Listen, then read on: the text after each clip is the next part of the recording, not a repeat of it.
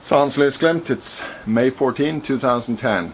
Okay, a lot of people, I tell people to buy gold, but then a lot of people reply that, there's no yield on gold, so you're not making any money. It's a dead investment. You're putting money into gold and nothing happens. And what they're doing really then is that they are comparing gold to a return on investment that they imagine that they're going to get by investing in equities or bonds or whatever. And my point in this video is that people are generally overestimating by far the kind of returns that they can expect on their investments. And if you have a more real view on that, you'll see that gold becomes even more attractive. People are expecting returns, long-term returns of maybe 7% on their investments. And there are lots of funds and state pension funds and corporate pension funds and things expecting, 4, 5, 6, 6.5, 7% returns on their money, even more. And that's not going to happen. Not in real terms. Maybe monetarily, but not even that. Because partly this it's based on what's been going on since the Second World War. Basically a huge wave of credit expansion, which has made a lot of investments do fairly well. The stock market's in one bubble after the other until it finally popped, or maybe it's pumped up one more time now.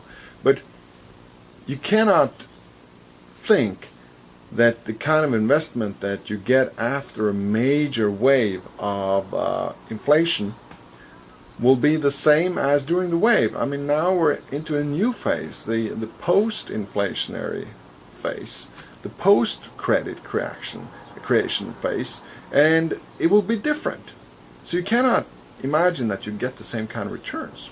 Also, the world's been a very safe place. There's not that, since the Second World War, at least the Western world has been fairly organized, and you haven't sort of lost major money on a stock market by being totally wiped out anytime.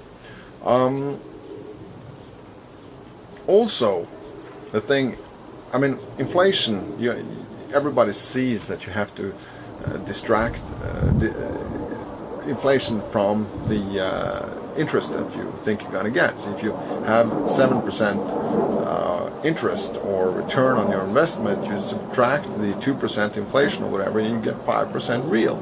But the thing is that 2% or 2.5%, that's the inflation target around the world, is not real. It's not really reflecting real inflation. It's just a consumer price index. And the thing is that, well, when you get old, you want to consume stuff, but you also want to buy houses, and you want to keep investing in things, and a lot of other things, the price of other things, investment goods and houses and all that, has been trending to go up much more than inflation. So you're comparing it to a wrong number.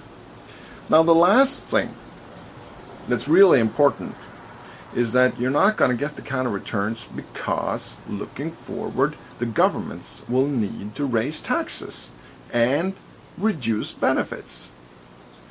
So, and what will they go after?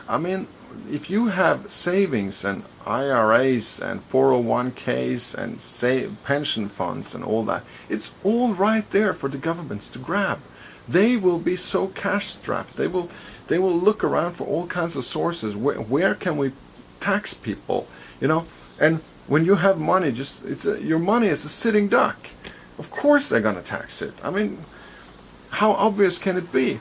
So, and this is going to happen. Look at what's going on in Greece. They're turning every stone. They're taxing everything they can. They're reducing the benefits. So maybe, they won't tax your savings as such, but they will see, okay, you have so and so much savings. Well, then we'll reduce the benefits, the pensions that we'll give you. Then, that kind of stuff is going on in Greece and Southern Europe right now, Ireland. And that's going to cost you, right? So you're not going to get those kind of returns. And I'm not saying that you'll get a zero return or a negative return. I'm just saying that the kind of return that you imagine that you're going to get is not for real. It's an illusion. and you only get a fraction of that. So consider that when you look at gold as the alternative, because gold is going to, the big picture is that gold is going to follow the inflationary trend of the governments, and they're going to keep printing money and keep inflating.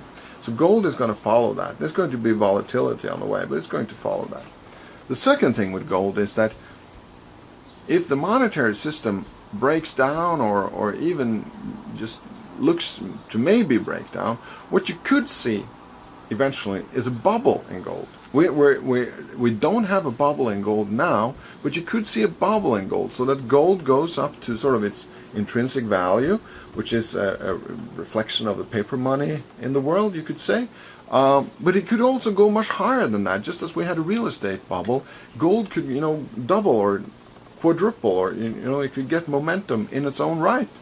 And that's just not going to happen with your other savings unless you're able to, find another bubble. And that's what are your likelihood that you'll find the next bubble? So gold is not such a bad investment, not at all. Exciting things could happen with it, and the good thing is that most likely exciting things on the downside is not going to happen with it. You're safe with gold. So that's all I'm saying. Don't imagine that you'll get 7% returns during the next 20 or 30 years. It's not going to happen.